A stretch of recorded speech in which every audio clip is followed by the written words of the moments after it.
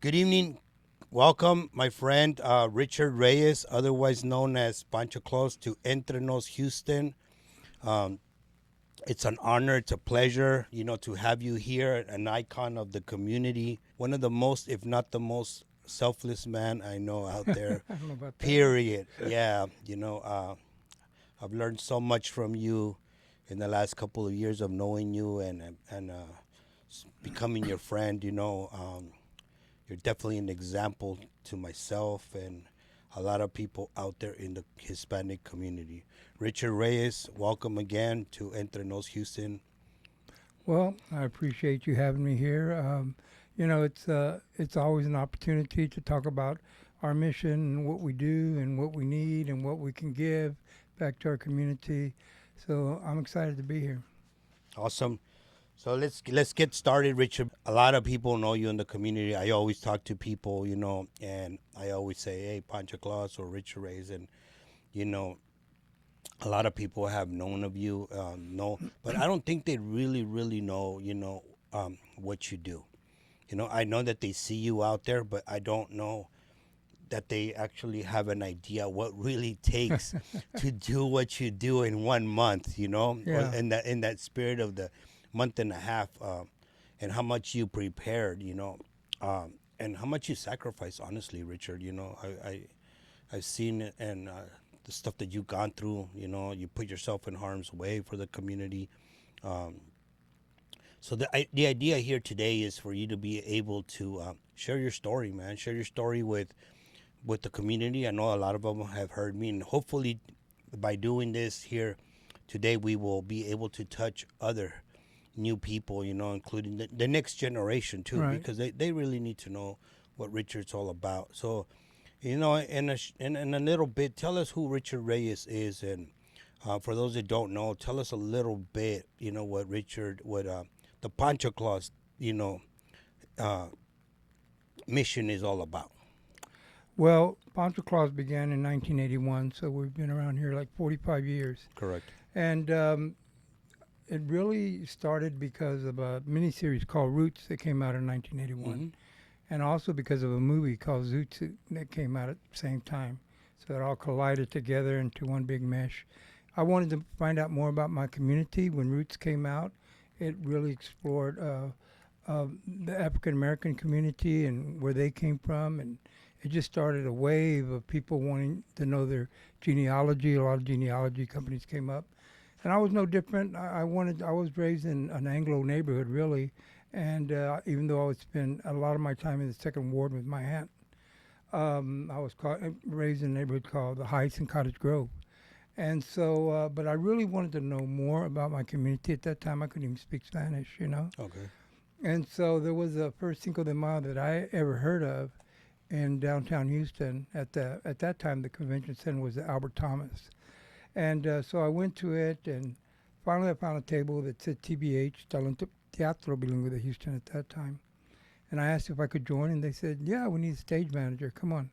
So I was like, whippy, stage manager first day. I didn't know there was actually sweeping the stage and washing the props and giving line to actors. But it was still very entertaining.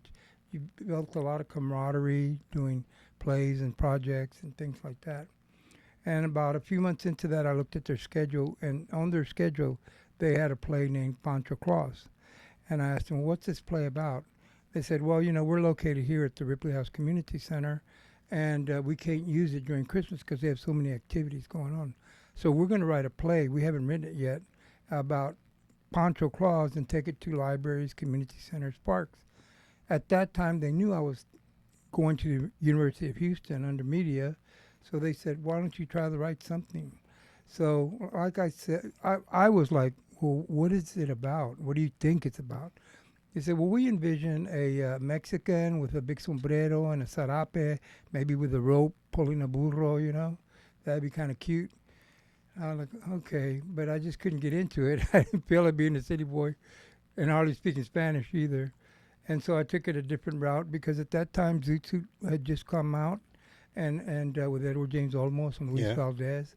And so I patterned it after that.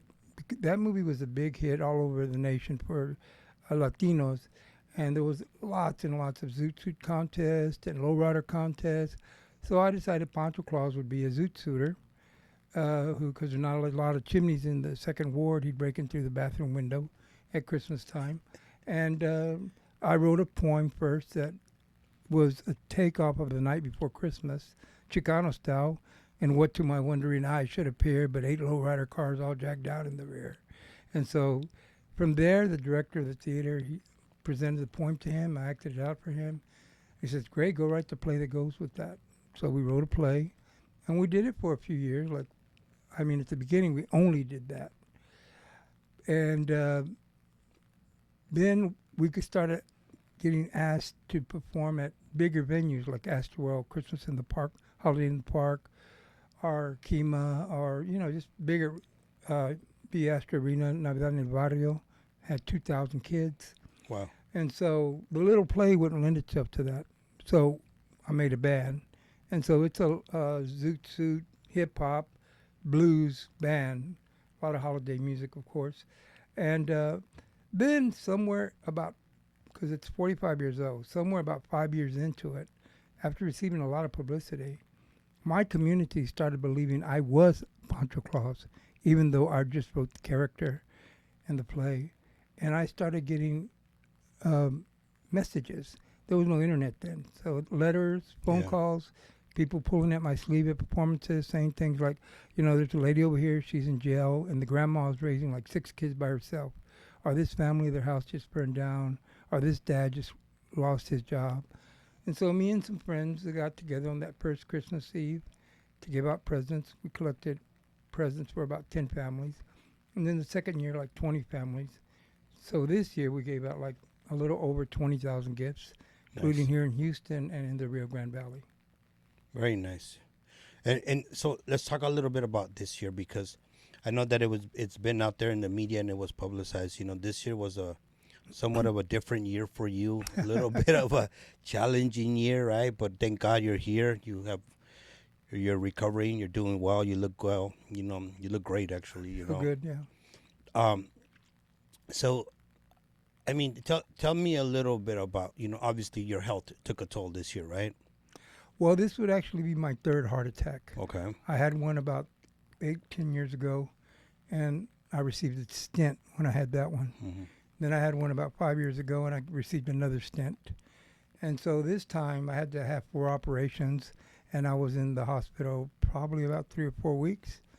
First they tried to put a stent. That didn't work, so I waited around a few days, and they did a double bypass, open heart surgery.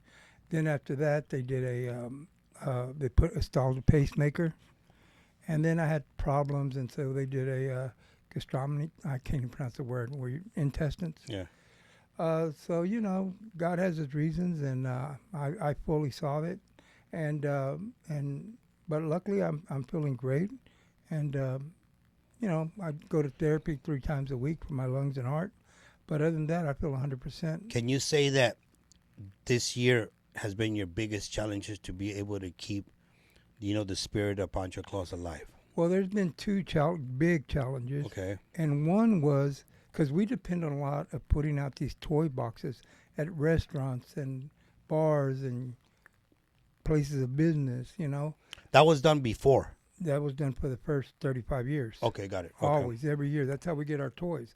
We get a few donations, but it's also a play and a band and gas and rentals and, And so we really depend on getting toys like that. So 4 years ago, when COVID happened, that was a big challenge because there was no bars or restaurants open. So this was done prior to COVID, because I came in. I know of you, Richard. We started after COVID. Yeah. Because during COVID, the first year of COVID, my son and I raised money, and we took it to the Texas Children's Hospital. Yeah. But COVID rules were in place where you couldn't see the kids, right? Yeah. And then that following year is when I got an opportunity to meet you. So the box, the cart box, like the Toys for Tots Toy kind of thing, right? collection, The yeah. toy collection box, you used to do it prior to COVID. Well, yeah, we always start in November, like Okay, the got first it. week of November. My birthday's November 5th, so instead of a party or gifts, I just invite friends and acquaintances to come and help us make these 100 boxes at least. Oh, nice. So we put them out all around the city. So we didn't have that resource, and it was a big challenge. And we overcame it, not only getting the toys, but distributing them. You know, you've been on Christmas Eve where all the kids come Yeah, in yeah. and get toys. Well, they couldn't come in. So I just stood outside in the lowrider, the windows up, masks, and people just did a drive-through. They didn't get to pick their toys, but we just gave each kid. We always give each kid 7 toys, and we did it that way. And on Christmas Day, we just did it the regular way, but with all masked up and everything, gloves and all this. So that was a big challenge. This was even a bigger challenge, Got it. mainly because I couldn't do anything. You know, I got oh, one more part to that first story. 3 days before Christmas, which is my big day, Christmas Eve, Christmas Yeah, yeah. Day. 3 days before Christmas, somebody in my household had COVID. So I went to get myself checked, and I had COVID. I never had symptoms. I never felt ill. And so I could not participate. Luckily, that was my 70th birthday that year. And a lot of media was asking me in a polite way, Yeah. what's going to happen when you die? They would put it like that. They put like, what's going to happen when you're no longer able to do this? So that got me thinking. And so that year, I made 2 or 3 extra Pancho Clauses to go to South Houston, to go to Alvin. And we were planning to do that anyway. And I got COVID. I couldn't go. So I had these other Pancho Clauses ready. So those they're are the ready. ambassadors that we see now. Yeah, You know, yeah, right? That's right. what I've seen, you know. Yes. Okay, so- got it. Okay, perfect. Now so it makes look- all sense. Because I never really ask questions, Richard. You know, I see Yeah. how things are, and we just want to participate, you know what I mean? But yeah, so now it all makes sense for And us. even in the valley, I couldn't go to the valley. We have a Pancho Claus over there. Okay, I'm like, cool. if Santa Claus can have thousands of extras doing that, Yeah. stand-ins, why can't Pancho Claus? It just makes sense. And also, that led us into that COVID year, led us into the Pancho Claus movement. Because when they were interviewed, these Pancho Clauses, stand-ins, they were asked, where's Richard Reyes? And I didn't want them to tell them that I had COVID. I didn't want to scare anybody because I didn't have symptoms. So they would say, well, he's a little under the weather today, but what he wants his community to know is that Richard Reyes is not Pancho Claus. Richard Reyes created the character, but he's not Pancho Claus. We're all Pancho Claus. The hundreds of people have toy boxes, the truck drivers, the lowriders, the people who sort the toys, the people who give the toys. You're all Pancho Clauses. Just put on a red raincoat and a hat and give toys to your next door neighbors or kids in your neighborhood or your own family that needs help. And just, it's more of a movement than a Correct. person, you know? And so we continued with that theme, and it worked perfectly for what happened this year, which I was not able to go out. So we had some Pancho Clauses going out where necessary, and it went really well. Unfortunately, the only downside was I was not supposed to go out for 5 or 6 weeks, Yeah. and I couldn't help it. I had to go out Christmas Eve to supervise that, and Yeah. Christmas Day, even though I wasn't out on top of the car like I usually am, top of the lowrider. I didn't distribute gifts. I just stood at the side, took photos. But I was back in the hospital Christmas night. Yeah, you told me you came down with So I caught pneumonia or something. something, Yeah, I something caught like- the flu something or along the lines of something. that. Yeah, and so yeah, it taught me a lesson. So to me, it's important because every year, you know, I ask people around my sphere of influence, you know, some of the business people that I do work with, and you know, actually my son is responsible for doing that, you know. But aside from the boxes that you were doing, Richard, what other ways do you receive or organize donations, or how do you raise money? Well, a lot of people. Well, we have a GoFundMe. Hmm. The good news is this: we've been under umbrellas. First, we started off with Ripley House. Correct. We were under Ripley House. Ripley House would write grants for us. Then we were under TBH, Talento Bilingüe de Houston, Okay. for about 10 or 15 years. And then under Mecca. Correct. And then the last one for the past 6 years has been Latino Cultural Center. And it's all been grand. But unfortunately, what happens is when they write grants, and I don't blame them at all, let's say they ask for $50,000 from some foundation. and they give them 40,000, which is part of the game. It's going to happen. But they would always say, "Well, we can't give Pancho Claus money because we didn't get what we thought we were going to get." So and we can't write our own grants because it's their grant. We can't undercut them and ask on our own. So now I was forced with having to move again to get our own 501c3. So the first time we have our own 501c3, Congratulations. but we have a lot of credibility in the Yeah. community, the art community, the educational community. So I have high hopes that it's going to be our best year as far as raising money, because now we're raising money for ourselves, for our own program, Yeah. for our own programming. Yeah. Yeah. So we had been going by GoFundMe or whatever the agency we're at would do. Basically, they gave us space, offices. Yeah. And that's about it. So we're real excited about that. We've always had projects all year round. We don't just do Pancho Claus. We have a lot of projects, and as I get older and more retired, they're getting less and less. At one point I was director of Talento Bilingüe de Houston for about 20 years, and it was myself and the board that built the TBH Cultural Center at the corner of Navigation and Jensen. Mm-hmm. We got $1 million community development grant, and did that there. So we're happy and we're excited for this new year. We have new projects and just looking forward. So what are the other projects that you guys do throughout the course of the year? Just name a few. Well, we just got our 501c3. We're just asking for money and writing grants. But what I see happening, that we've done almost every year anyway, is to begin with, we have art exhibits. We have a citywide high school Okay. art contest. I was asked to go with Tony Diaz in front of the Houston School Board about 8 years ago to speak about, advocate for Mexican American studies in the high school. The board president at that time of HISD was Juliet Stepech. So the advocate for us speaking, she said, "This is real important, guys." She told the highly educated school board. She said, "Can you name, for instance, 5 Latino heroes or legends?" Because that's what the curriculum was going to be about. And out of that educated school board, they could only name 2. One, Cesar Chavez, and then they barely came out with the Chief Justice, Sotomayor. So at that time, I was working with a lot of high school students from Austin, Davis, and Houston, et cetera, Milby.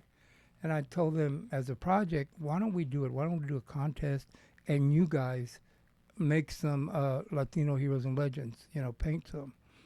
So now I have over 100 paintings, and it's an exhibit, and it's a contest.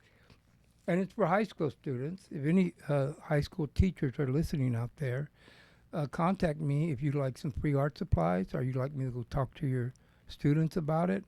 But we'll just drop off the supplies, and there's cash prizes, And we want to make a book out of it, Latino Heroes and Legends, to pass out to kids. I think, when with the painting on one side, and on the other side, a little bio. Right. Like, let's take Carlos Santana or Cheech Marin. You wouldn't think of them as heroes because they're celebrities, not necessarily heroes. So the first paragraph will be where they were raised. Cheech, East LA, Santana, San Francisco. Second paragraph is why are they famous? Cheech, comedian, Santana, rock star. Most importantly, why are they a hero and legend? Santana has a foundation called Mariposa, where he gives out lots of money to Latino community centers. Cheech has the biggest collection of Chicano art. He has a big museum, grants for Latino artists, and so that's what makes them heroes and legends. And I think a book in their hand, on this side will be the painting, and on this side will be the bio, Also, it's open only to high school students, senior high school students, but if any elementary school people, principals, vice principals, PTA president, are listening, we go to elementary schools and middle schools, and we put up the exhibit of the ones we already have, and we put up the exhibit, and then we encourage the kids. We have a contest there for them to write an essay based on what they're looking at. Pick one. And nowadays, kids, we didn't have this, have Google and the whole computer thing. They can research it, and they can learn on their own. And so that's the project, more or less. Um, Another project is a mural. We had a mural. Somebody painted a mural, Pancho Claus, on Airline Street by the farmers market, Okay. and it was up there 35 years. And then Houston Avocado bought the building and painted over it. They didn't realize the significance of it. I didn't know about it. Before I knew it, it was on the news. People were upset. Why did you paint over that? It had a lot of Latino heroes and legends. And they really apologized, and they gave us some money, at least for the paint. So we're doing different mural projects around the city to just put those kind of things back up, revitalize it. Another thing is Easter baskets. We give out Easter baskets to kids who need them. And so if anybody's listening and wants to donate a basket, ready-made, store-bought, or just the basket itself, just donate the basket, the grass. We need volunteers to put this together. When does that event happen? It usually happens the Saturday before Easter. Easter's on a Sunday. Uh-huh. So it usually happens on the Saturday before that, That's the distribution, the distribution. But for 2 weeks before that, we're putting them together. putting together baskets. And so that's another one. We have our Christmas in July, which Correct. is a fundraiser, but we do visit summer camps, you know. And then there's other pet projects. We like to revitalize the Pancho Claus play. There's a few plays that we want to do pertaining to teenagers, Latino plays, whether if they're old Luis Valdez political plays about our community, or a new play by Manuel, the guy who wrote Alexander Hamilton. You know, he has a great teenage play that hits the spot. So there's a lot of thoughts. There's some that we can do no matter if we get money or not, you know. And our biggest project is we had to move because Latino Center closed down. And so we had to find a place. And luckily we found a place. We've only been there a week and a half. So if anybody wants to help us set up, we have a lot of, it's almost like a mini museum.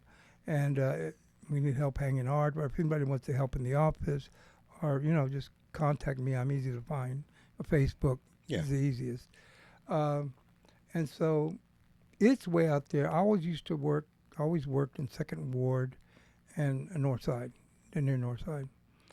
And when Hurricane Ike hit, my house was demolished. So I had to find another house. And I wanted to live in that area, those areas, but houses there like 300,000, 200,000 for a vacant lot, you know? So I had to move, and I like living in the barrio. Yeah. So affordable housing was in Aldi, and that's where my people are, you know? So I really love it out there. And just so it happened that we were offered some great office space and storage space for the toys, but it's in Greenspoint, maybe Yeah, about you 5 told me minutes. about that. 5 minutes from where I work. Now, a lot of my friends and family are like, so where are you moving? I say, Greenspoint. They're like, Greenspoint? That's dangerous. And I said, but that's where I need to be. Because when I started in the Second Ward 40 years ago, it was dangerous, you know? It's True. Edo now, you know? Yeah. And so, but that's where the kids in need are. I look out my big window from my office, and I see all these kids, because there's rows and rows and rows of apartments. See all these kids getting dropped off from the school bus with their moms waiting right there. I'm like, man, that's our clientele. You see all these Latino kids getting down. Those are, you know, not to say that we're not going to still work in the rest of the community, even though, like, take the Latino Heroes and Legend things, or Christmas or whatever. Yeah, we got a good majority from the Second Ward because we're there and they know us. But we always, whoever calls us for art supplies, we'll go, you know? Okay. So I'm excited to be over there only because of my communities, that's where they migrated to. I mean, it's not Edo or Second Ward or even the Heights anymore, but it's Southwest, Spring Branch, Aldi. So what keeps Richard Reyes motivated year after year, man? The internet. The internet, people have found it easier to get a hold of me and tell me of their needs and tell me of situations, and especially at Christmas, you know, almost all our requests come from the internet, you know, and also 40 years of doing this, I get kids that maybe got a present with us when they were 8 years old. So now they're 50. So every Christmas I get all these stories about when I was 8, when I was 10, That was the only present I got. Our worst horror stories, what they were going through, and how that present brightened up their lives, And because of COVID, and because of budget, we slowed down a lot in performing. And that's why I kind of laughed when you said I was selfless, because I got in this business Yeah, you for told me the story. for a You selfish told me the reason, story. because Yes. I wanted to be on stage singing and dancing and acting. Yeah. But recently, before my heart attack, like a couple months before this happened, this November, I had an epiphany. I was thinking, because of COVID and because of budget, we slowed down a little bit on the performing. And the performing, you need, there's band members to pay, actors to pay. And I said, you know what I should be doing? Because of the stories, one young lady, and she's written about this story. It's not something I couldn't repeat. She was being raped by her own father. And she was in a house in the Heights, back when the Heights was that. And they left them alone, her and her little sister. She was like 9 and the sister was like 5. And no electricity. It was cold. They left them one orange. It was Christmas Day. And she heard music. And it was us. It was us with the sirens and the whole shebang. And she ran outside. We gave her like 3 presents, including a tea set. So she went and they had a little tea party, her and her sister. She got the orange and squeezed it into the cups. And those stories, wow, I want to cry right now. They're just really touching. And I'm thinking like, you've been with us to give out these. Maybe 50 kids, maybe 49 of those don't really need a present. That's not going to be their only. But that one, that one, if we give out 20,000, then there's a lot of that one if you do the math. And so I decided, my epiphany was that my place on earth right now is to teach people how to do this. There's a little science that we built up in 45 years of how to do this. And so I want to go maybe get a grant or just go on my own to little towns where they have a LULAC or a Rotary, go speak to them, tell them exactly what we do, how you have a party at the beginning of November, make the boxes, get volunteers to put them out, put them back, how you separate them, don't wrap them because kids want to choose their prize. Why give them a basketball if they don't play basketball or they already have one? It's better for them to look at it and choose it. And just spread the news because, like I said, this is a movement. It's not me. I want it to continue whether I'm here or not. And we've already done that twice. And so I don't have to be at all these little towns. It's already happening in the valley. There's like 5 little towns we go to. And people dress up like Pancho Claus. So that's to answer your question, what keeps me going. It's new projects, things like that. So I'll give you a follow-up question on that, Richard. What do you hope your legacy will be, man? Which is a very hard question because hard question. we're kind of talking, and honestly, I see you in great spirits, but you must also think about that. And I think you've gotten to that point right now where you are thinking seriously, considering your legacy, being able to expand this. So make sure that it, like you said right now, lives beyond you. Is that your legacy? Well, you would ask me 25 years ago, I would have said my legacy was to be remembered as an actor or singer or something like that. But now it really is to be the person who started this movement where underprivileged kids get a toy. Because even if that one day they have some happiness, that's an important day, Christmas, It's a very important day. Absolutely. So even if they grow up to be 30, 60, they remember that one day, That's what I want to be, my legacy to be. For me to know, people don't have to know, but for me to know that I started that movement to get these toys out there. One of the things that has inspired me, why I was kind of drawn to your movement, was because, my mom used to take me to orphanages when we were small. And I used to talk to kids that you knew that they were not going to have much. And that was kind of what you took during those. That was it. You know what I mean? And these kids have been abandoned, which kind of stuck by me for a long time, Yeah. For me, for the first time, what was very powerful was when we pulled up to the apartment complex in the Heights and all those kids came down, like out of nowhere. Yeah. And you realize that there were some kids there that just didn't have it. Right. You know what I mean? And we were just giving them toys, and I know you saw that. That to me was probably one of the best moments. Well, it's a of that great tour. feeling. We try to tell people, especially when we're wrapping the toy boxes, because some of these to go pick up toy boxes, you can't be a kid to do that, but you can be a kid to help us decorate the toy collection boxes. We do 100 of them, and I really encourage parents to bring their kids so they can get that feeling of they're doing something for some other kids. What goes in these boxes? Why are we doing this? Because there are kids that don't have toys, and we're going to go collect toys for them. I'm also happy to see that you brought your son, for the past few years with you, so he could actually give a present to a kid, and have that feeling of joy and inspire him to do that with his kids. So that is a good part of it. What do you see in terms of the movement in the next couple of years? The 501c is obviously going to make a big change for you, and hopefully it will allow you to expand and get and reach more kids, right? Right. Because you'll have the funds. But what So, would you hope that the community does, man? Because as Latinos, it's hard to say. I've always said it. We always sometimes are our biggest challenge. We're not always willing to help as much as we should sometimes. well, it's always been a little disappointing to me that we service so many kids. I think we have good programs working in detention centers. We worked at Burnett Balin and the Harris County Youth Village and the detention center down here. And the important work we're doing, we have open mics for poets, spoken word, comedians. And yet, for even Pancho Claus, it's very rare. Out of the 42 years, maybe 2 of those years, we got $5,000 sponsor. But most of the time, we're lucky if we get a $1,000 sponsor, you know?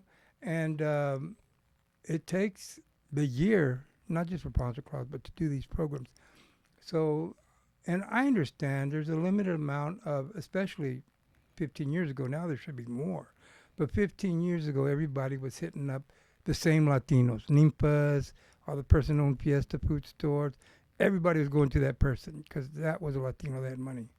And so I understand that they're being pulled all kinds of ways. So, but I just wish we would get some more respect on what we do. I mean, we're not even allowed in the city of Houston holiday parade. So wrap your mind around that. We've given out 20,000 toys a year, less 20 years ago, but we've given out thousands of toys for the past 45 years, and we're not allowed as an official part of the city of Houston holiday parade. That Is it makes no because you're not sense. structured as your own? Uh, to their way of thinking is we are allowed. We are asked to. We can participate in it. To my way of thinking, we did it for 10 years. When I noticed in those 10 years something happened, where we would put at the end of the parade, behind the street sweepers, behind the horses that were pooping on the sidewalk, and our kids in lowrider bikes are carrying banners, had to walk through that. Kids would come up to me before the parade starts, says, "Hey Pancho, what time will we be on TV? Because my grandmother wants to watch us." I'll say, "Well, son, I hate to tell you this, but we probably won't be on TV because the parade ends, the televising of it, when Santa Claus passes, and we're past that. Santa Claus is the end of the parade. So yeah, we can be in the parade, but we're not official part of the parade. We're not documented that we're in there. And I think we should be. It would have helped us a lot in the valley because that parade is streamed all over Texas, and people would have. I wouldn't have had to start from scratch when I went to the valley. Who is you, Pancho Claus? They would have known us at least through that Christmas parade documentation. But that's just an example of how it's still a struggle, even in this day and age, to get the word out and to get the sponsors. So this podcast really was set in place in motion because I do firmly believe that sometimes as Latinos we are very blessed and we are very fortunate that we gone through the struggles, obviously, right? And as people say, we've reached a level of success. Um, but more importantly to me was like what I see in the outside is that I see a lot of people that are doing very well, to put it Yeah, blunt. that's what I said. Nowadays, there's Yeah, more, but they're a lot more, more. right? Yeah, In the Hispanic yeah, community. a lot more. But what I see also is that they left everyone else behind, right? And Right. this is to your example. There's a lot of politicians right now. Mm-hmm. out there, you know, in the city, and those that are listening and hearing, they should know, they know who they are, and some people should voice that their opinion about what, you know, your movement has done and why this is happening even to date, right? But there's also a lot of businessmen that carry a lot of weight in this city and have a lot of power, and those businessmen should be part of this movement in terms of being able to pull in their network of people to be able to raise more money and really do it for what the ultimate cause is, the movement, the kids, right? Right. And that's what I see across the board in a lot of areas, right? I see a lot of successful real estate people. I see a lot of successful restaurateurs in the city. You know, they're godly praised, you know, throughout both.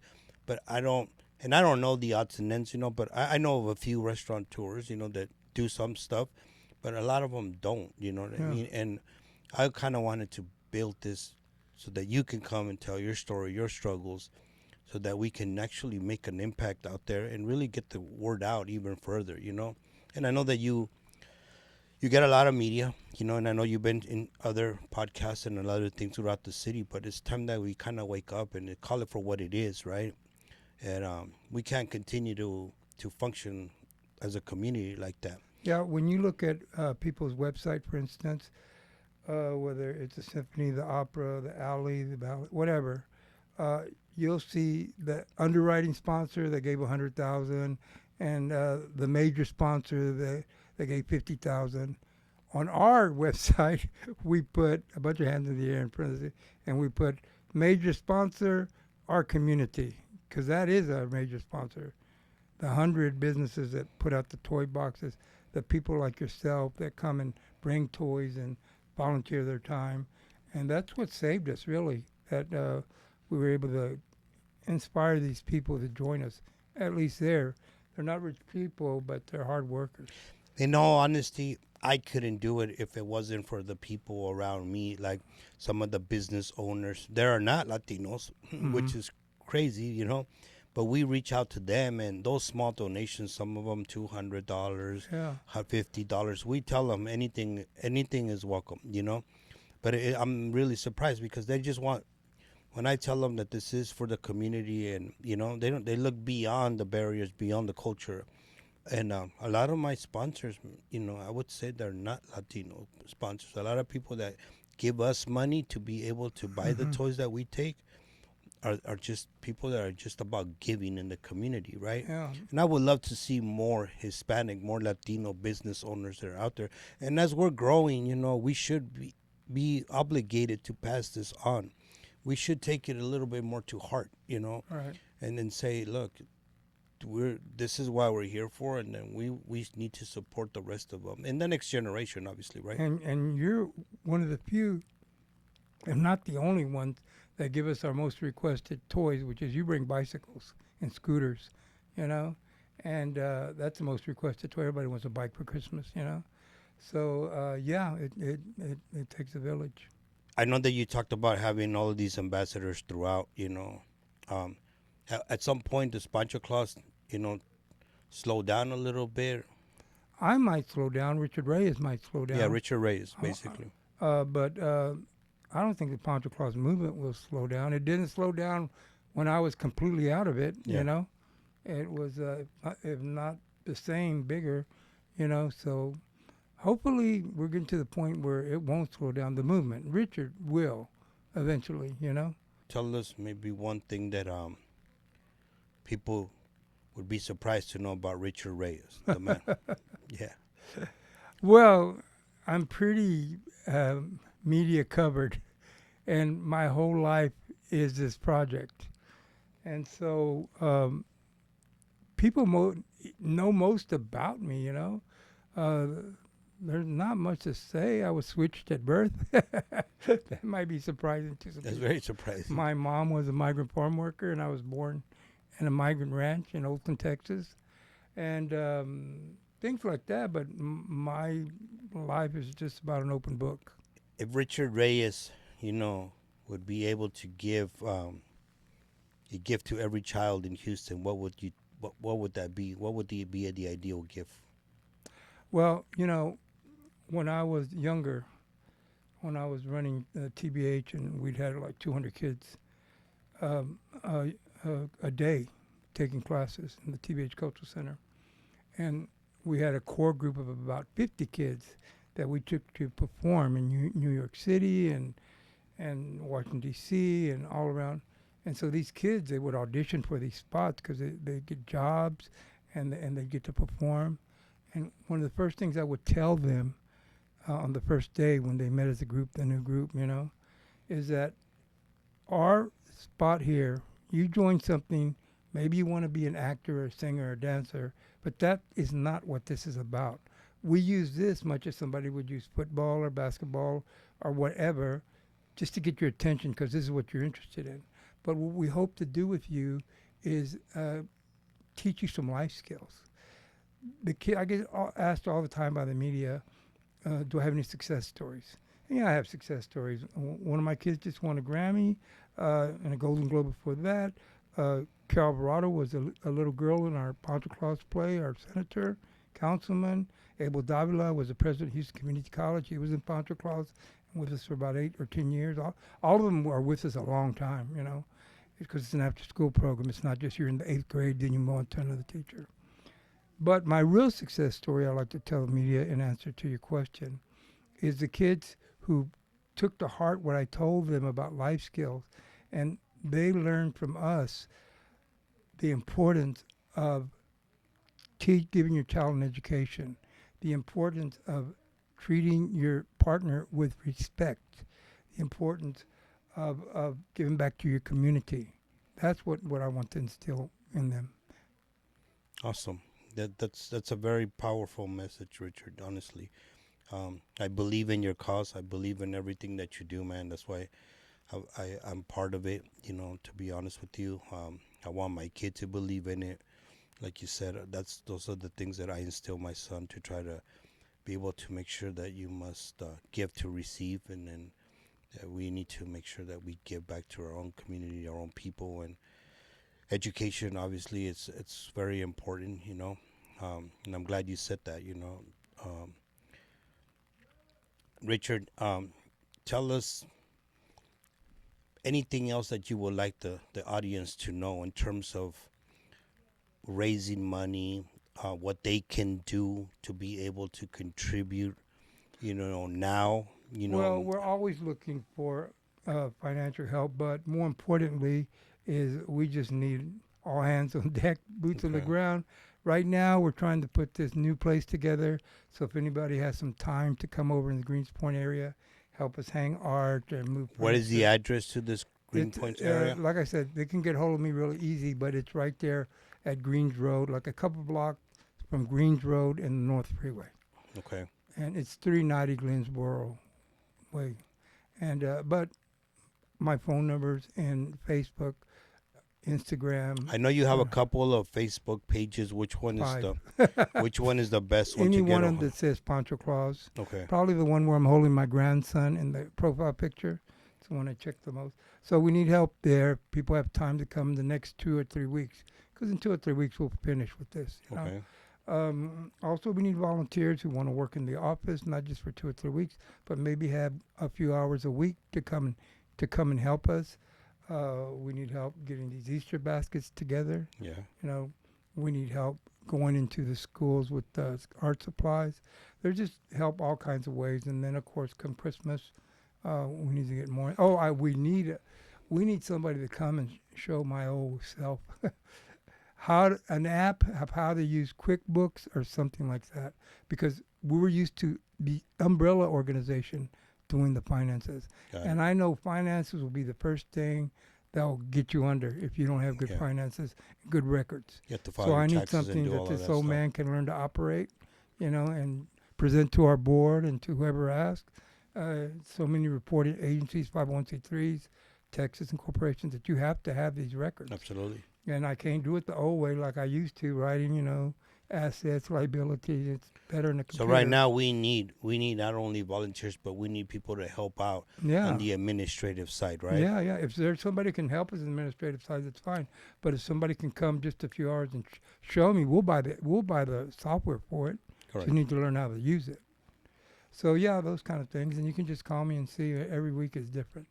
And lastly, man, I would like for you to just leave a message out there for our entrepreneurs, our business leaders, the community leaders that are out there. Um, what is it that you would like to tell them? Obviously you said a lot about passing on and giving back, but kind of want to hear from you. Well, not only our organization, but any small organization. People give millions, hundreds of thousands of dollars to the big organization, and justifiably so. The zoo, like I said, opera, ballet, symphony. But when you're giving them $50,000, you don't know how much it will impact a small organization to get $5,000. It makes a difference. It pays Right. the payroll for a couple of months because we don't get paid. I haven't been paid in 3 years, and so just consider. You even see on Facebook, it's my birthday and I would like to give to So and so so and organization. so, Red Cross or Yeah. whatever. Yeah, they need help, and I appreciate that. But consider a small organization, an organization you know of that your kids are part of, or something like that. Just keep us in mind. Awesome. Richard, thank you very much for coming in, for giving me your time, for um, telling your story, for leaving this message out there for the next generation, for sharing, everything that you've done. I hope to be part of this organization and your cause for many years to come. Again, my friend, thank you so much. I wish you the best. You look great. Honestly, you do.